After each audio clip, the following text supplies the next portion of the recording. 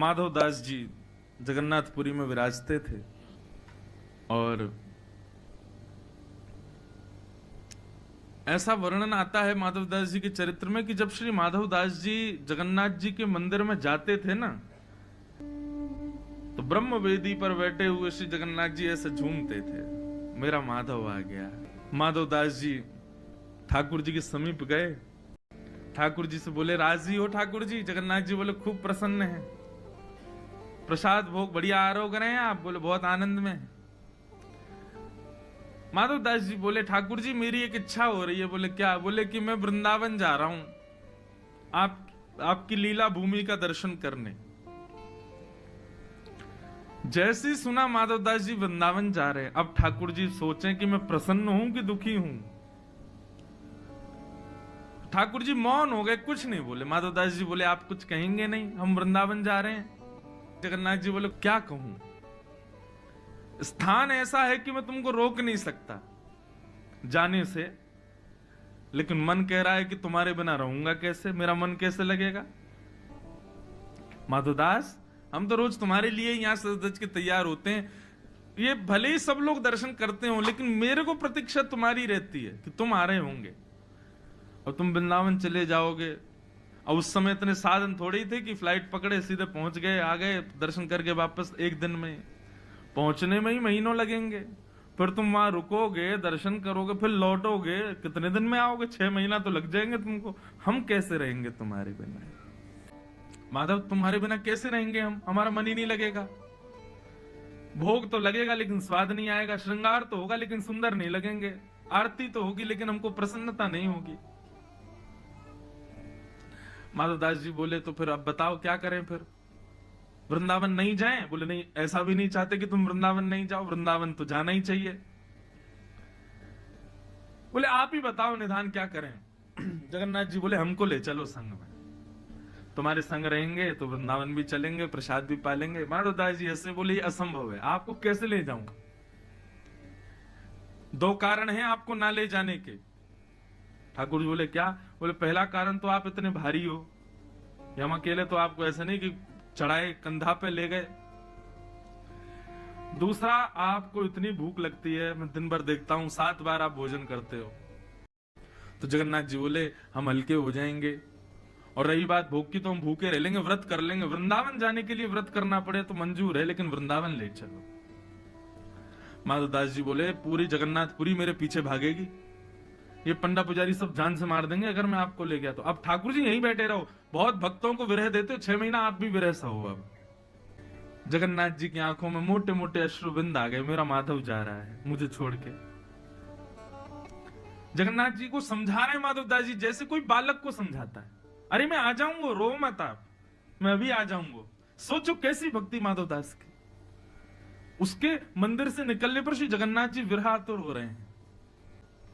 बार बार माधवदास जी से कहें कि मत जाओ, अरे रास्ता बड़ा दुर्गम है, रास्ते में तुमको बड़ी आदि व्याधि हो जाएंगी, ऐसे हो जाएगा, लेकिन चाहते भी हैं कि वृंदावन जाए। और 6 महीना का अवकाश दे करके माधवदास जी चले गए। उस दिन जगन्नाथपुरी में घनघोर बारिश हुई, मानो जगन्नाथ जी रो रहे हैं, मेरा माधव जा रहा है। माधवदास जी अकिंचन थे बिल्कुल, ज्यादा भूख प्यास भोजन इसकी उनको ज्यादा जरूरत नहीं। जगन्नाथ जी का दर्शन ही उनका भोजन था, बिना दर्शन के भोजन नहीं सुहाता था। चित्त में श्री जगन्नाथ जी बैठे हैं, वृंदावन की यात्रा पर जा रहे हैं। एक दिन व्यतीत हो गया, चलते चलते दूसरा दिन व्यतीत हो गया। रात्रि में किसी गांव में जाकर के किसी वृक्ष के नीचे सो जाते, वृंदावन की यात्रा चल रही है। तीसरा दिन प्रारंभ हुआ। श्री जगन्नाथ श्री माधवदास जी 1-1 सप्ताह भी जल पी करके रह लेते थे, उनको भूख ज्यादा लगती नहीं थी। लेकिन आज तीसरा दिन ही प्रारंभ हुआ और सुबह उठते ही माधवदास जी ने जैसे स्नान किया, स्नान करते ही उनको भूख लगने लगी। इतनी जोर की भूख लगी महाराज की अब तो वो व्याकुल हो गए। माधवदास जी मन में विचार करें कि इतनी व्याकुलता मुझे संपूर्ण जीवन में नहीं हुई, मुझे इतनी व्याकुलता क्यों हो रही है, मुझे इतनी भूख क्यों लग रही है, मुझे इतने अन्न की प्यास क्यों लग रही है। फल ढूंढने लगे, नहीं फल मिले तो व्याकुल हो गए, कहां जाऊं, क्या खाऊं। तब ये गांव दिखाई दिया। माधवदास जी दौड़ करके गए और किसी का गेट खटखटाने लगे। एक बुजुर्ग मैया बाहर आई, बोले मैया मैं आपके आगे हाथ जोड़ रहा हूं, मुझे आप कैसे भी करके कुछ पवा दीजिए, मुझे बहुत तेज भूख लगी है।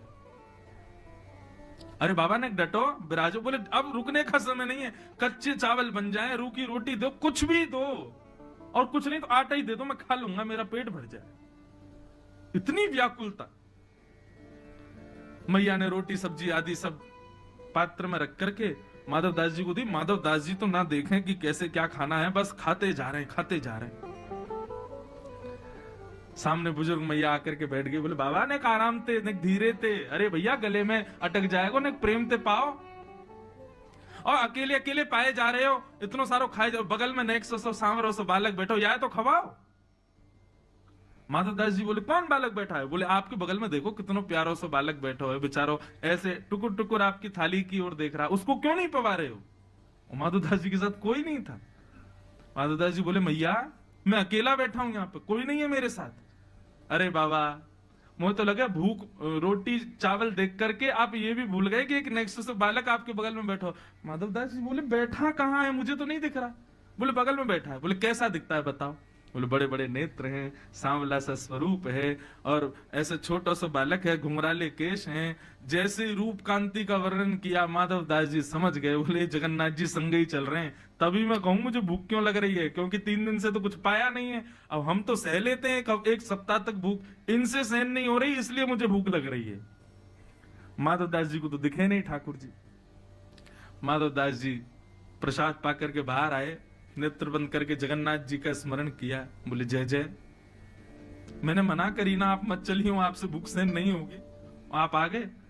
बोले कि अब हमारा विग्रह जगन्नाथ जी में बैठा है, लेकिन आत्मा से तो प्राण से तो हम आपके संगी वृंदावन जा रहे हैं। और निश्चित मानो माधवदास, जब कोई जगन्नाथपुरी से वृंदावन जाता है ना, तो मैं एक क्षण के लिए उसके संगी जाता हूं, फिर आ जाता हूं वापस। लेकिन एक बार को कोई वृंदावन जाए तो मुझे इतनी रुचि लगती है कि मैं उसके संग ही जाता हूं। माधवदास जी बोले अब क्या करें, आपको तो बार बार भूख लगेगी। अब तो यही हो गया कि माधवदास जी दिन में 8 बार भोजन कर करके पहुंचे वृंदावन। क्यों? ठाकुर जी संग चलने। वृंदावन पहुंचे। अब तो माधवदास जी की स्थिति ये कि उनको थोड़ी में देर में ही भूख लगे, परेशान हो गए। बोले काय को चले आए आप संग में, नेक देर चलता नहीं हूं, कितने में भूख लगाती, जहां बैठे बैठे भूख लगे आती ठाकुर जी को, चलते होंगे तो और पच जाता होगा भोजन, और भूख लगती होगी। माधवदास जी वृंदावन पहुंचे। अब नियम तो वैष्णव का ये कि वृंदावन जाते ही वैष्णव मंदिरों का दर्शन करते हैं, लेकिन माधवदास जी को इतनी भूख लगी कि यमुना जी के तट पर पहुंचे। यमुना जी में स्नान किया, तुरंत कहीं से चने लाए, और चने ला करके रूखे चने ही खा लिए। क्या करें, भूख मिटाएं कैसे भी, चने खा लिए। चने खा करके जब थोड़ी भूख शांत हुई, तब माधवदास जी बोले अब चलो वैष्णव मंदिरों के दर्शन करें। वृंदावन में विचरण करते हुए श्री वृंदावन बिहारी लाल के दर्शन करने के लिए जैसे ही निधिवन राज पहुंचे, निधिवन में कुंज बिहारी विराज रहे थे। स्वामी श्री हरिदास जी सेवा कर रहे थे। माधवदास जी दर्शनार्थियों में बैठे थे और अंदर बिहारी जी की सेवा चली थी। स्वामी श्री हरिदास जी सेवा करते करते अंदर से बाहर आए और दर्शनार्थियों बोले भैया तुम में से माधवदास कौन है? माधवदास जी बोले इनको मेरा नाम कैसे पता है? माधवदास जी बोले भैया हम हैं। बोले तुम जगन्नाथपुरी से आए हो? बोले हाँ आया तो जगन्नाथ। आपको कैसे पता मेरा नाम? आपको कैसे पता मैं जगन्नाथ? मैं तो पहली बार वृंदावन आया हूं। बोले अरे हमारे बिहारी जी ने तेरा नाम बतायो है। माधवदास जी तो व्याकुल हो गए। बोले बिहारी जी भी जानते हैं मुझे? जगन्नाथ बिहारी जी में कोई अंतर थोड़ी, एक ही है। स्वामी श्री हरिदास जी बोले इतको आओ। माधवदास जी उठ करके गए, स्वामी जी के पास में जाकर के बैठे। स्वामी जी से बोले बताइए ना बिहारी जी को मेरा नाम कैसे पता, उनको कैसे पता मैं जगन्नाथपुरी से आया हूं? तो बता एक ही तो है जगन्नाथ जी और वो। तो माधवदास जी बोले क्या बोला बिहारी जी ने? बोले बिहारी जी ने ये बोलो कि मैंने भोग रखो ठाकुर जी के आगे, और जैसे ही भोग रखो तो बोले भूख ना लग रही। मैंने क्यों? आप तो भोजन देख करके मचल जाते हो, आज कह रहे भूख ना लग रही। बोले अरे कहा करूं, माधवदास आया हो, मैंने मुझको रूखा चने खवा दिए हैं, और रूखे चने खावे तो मेरा पूरा गलो सूख गया, मेरा पेट भर गया। रूखे चने ही मेरा पेट भर दियो आज वाने। माधवदास जी ने जैसे ही सुना कि मैं तो जमुना जी के किनारे बैठ के प्रसाद पा रहा था, चने पा रहा था, क्यों जगन्नाथ जी मेरे संग हैं, लेकिन मेरे पाने से ठाकुर जी तृप्त हो रहे हैं। ये बात सुनकर के माधवदास जी भाव विभोर हो गए। स्वामी जी बोले अब चल तो को बिहारी जी के दर्शन कराएं। जैसे ही कपाट खोले, एक क्षण को जगन्नाथ जी दिखे, दूसरे क्षण में बिहारी जी, फिर एक क्षण को जगन्नाथ जी, दूसरे क्षण में बिहारी जी।